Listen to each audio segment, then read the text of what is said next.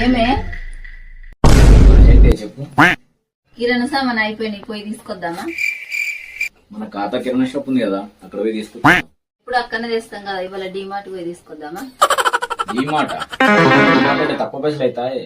అక్కడ తక్కువ నాటినే పక్కలు తెచ్చుకుర్రట, రాత్రి చెప్పిర్రు నాకు. పోదాంపా, తీసుకొద్దాం. సరే మరి పోదాంపా, చూద్దాం. అయిపోయింది నాకు అయిపోయింది, బతికి అయిపోయింది. నీ కొత్త చెక్కేస్తారులే ఈ రోజు అంతా.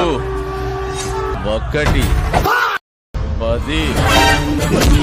10 సాబ్ 32